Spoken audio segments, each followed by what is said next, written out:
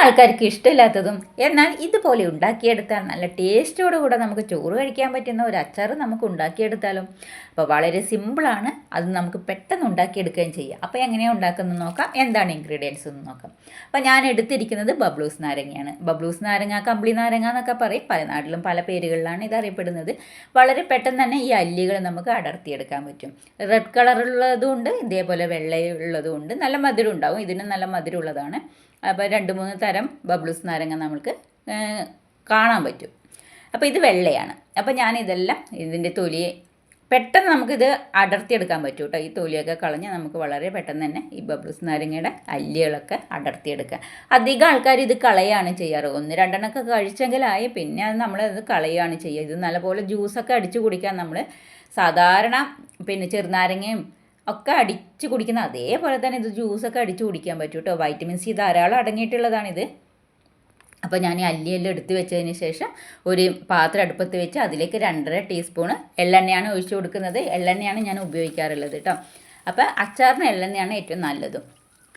അതിലേക്ക് ഇഞ്ചിയും വെളുത്തുള്ളിയും പച്ചമുളകും ചെറുതായി അരിഞ്ഞതും പിന്നെ കുറച്ച് കറിവേപ്പിലയും ചേർത്ത് കൊടുത്തിട്ടുണ്ട്. അതൊന്ന് നല്ലപോലെ ഒന്ന് വാട്ടിയെടുക്കണം. ഒന്ന് ചെറുതായിട്ട് മുരിഞ്ഞ് വരുന്ന വിധത്തിൽ നമ്മളിതൊന്ന് വാട്ടിയെടുക്കുകയാണെങ്കിൽ നമ്മുടെ അച്ചാറിന് നല്ല ടേസ്റ്റ് ആയിരിക്കും ഉണ്ടാവുക. ഇനി ഇതിലേക്ക് ഞാൻ 2 ടേബിൾ സ്പൂണ് കാശ്മീരി മുളക് പൊടിയും 1/4 ടീസ്പൂണ് സാദാ മുളക് പൊടിയും 1/4 ടീസ്പൂണ് മഞ്ഞളുമാണ് ചേർത്ത് കൊടുത്തിട്ടുള്ളത്. മഞ്ഞൾപ്പൊടിയാണ് ചേർത്ത് കൊടുത്തിട്ടുള്ളത്.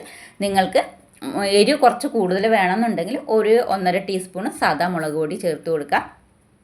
ഇനി ഇതിലേക്ക് ഞാൻ 1 ടീസ്പൂണ് കായപ്പൊടിയും 1/2 ടീസ്പൂണ് കുരുമുളക് പൊടിയും 1/2 ടീസ്പൂണ് ഉലുവപ്പൊടിയും ചേർത്ത് കൊടുത്തിട്ടുണ്ട്. അതും ചേർത്ത് നല്ലപോലെ ഒന്ന് മിക്സ് ചെയ്ത് കൊടുക്കാം. ഇനി ഇതിലേക്ക് 1 ടീസ്പൂണ് പഞ്ചസാരയും ആവശ്യത്തിനുള്ള ഉപ്പും ചേർത്ത് കൊടുക്കണം. എന്നിട്ട് നല്ലപോലെ ഒന്ന് നമുക്കിതൊന്ന് മിക്സ് ചെയ്ത് കൊടുക്കാം. ഇതിലേക്ക് വിനീഗർ ഒന്നും ചേർക്കാതെയാണ് ഞാൻ ഈ അച്ചാർ ഉണ്ടാക്കിയെടുക്കുന്നത്. മാത്രമല്ല ഇത് കുറേ നാൾ നമുക്ക് കേടാവാതിരിക്കുകയും ചെയ്യും. ഇതിലേക്ക് ഞാനൊരു 1/2 ഗ്ലാസ് വെള്ളം ചേർത്ത് കൊടുത്തിട്ടുണ്ട്. വെള്ളം ചൂടുവെള്ളമാണ് ഇതിലേക്ക് ചേർത്ത് കൊടുത്തിട്ടുള്ളത്. നല്ലപോലെ മിക്സ് ചെയ്ത് കൊടുത്തതിന് ശേഷം നമ്മൾ അടർത്തിയെടുത്ത ബബ്ലൂസ് നാരങ്ങയുടെ അല്ലി ഇതിലേക്ക് ചേർത്ത് കൊടുക്കുന്നുണ്ട്. എന്നിട്ട് നല്ലപോലെ ഒന്ന് മിക്സ് ചെയ്ത് കൊടുക്കാം. കൂടുതൽ സമയം ഇത് വേവിച്ചെടുക്കരുത്. കൂടുതൽ സമയം വേവിച്ചെടുക്കുകയാണെങ്കിൽ നമ്മുടെ അച്ചാറിന് ചെറുതായിട്ടൊരു കയ്പ്പ് വരും. നമുക്കിത് പെട്ടെന്ന് തന്നെ ഗ്യാസ് ഓഫ് ചെയ്യണം. നല്ലപോലെ മിക്സ് ചെയ്ത് കഴിഞ്ഞാൽ തന്നെ ഇത് ഈ അല്ലിയിൽ നിന്ന് ഇറങ്ങുന്ന വെള്ളം, ഈ നാരങ്ങയുടെ വെള്ളം തന്നെ നമ്മൾക്ക് ധാരാളമാണ്.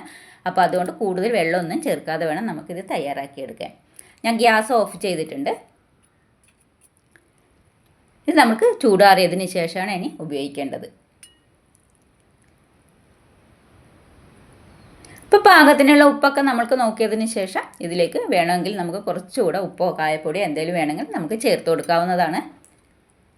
അപ്പോൾ ഇപ്പോഴത്തന്നെ നമ്മുടെ അച്ചാറിന് കുറച്ച് വെള്ളം ഊർന്നിറങ്ങിയിട്ടുണ്ട്. ഇനി ഇതൊന്ന് തണുപ്പിക്കാൻ വെക്കുകയാണെങ്കിൽ കുറച്ചുകൂടെ വെള്ളം ഊർന്നിറങ്ങും. അതുകൊണ്ട് നമ്മൾ ഇതിൽ കൂടുതൽ വെള്ളമൊന്നും ചേർക്കേണ്ട ആവശ്യമില്ല.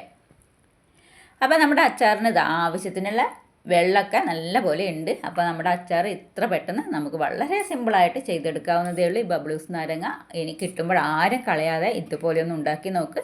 നിങ്ങൾക്ക് കുറേ കാലം ഇത് കേടാവാതിരിക്കുകയും ചെയ്യും. ഇത് കുറച്ചെടുത്താൽ മതി. നമുക്ക് കറികളൊന്നും ഇല്ല എങ്കിൽ ഈ അച്ചാർ മാത്രം മതി നമുക്ക് ചോറുണ്ണാൻ വേണ്ടിയിട്ട്. കുറച്ചുകൂടെ മധുരത്തിൻ്റെ ആവശ്യമുണ്ടെങ്കിൽ ഒന്നെങ്കിൽ നിങ്ങൾക്ക് ശർക്കര ചേർത്ത് കൊടുക്കാം, ഇല്ല എങ്കിൽ പഞ്ചസാര കുറച്ചുകൂടെ ചേർത്ത് കൊടുക്കാവുന്നതാണ്.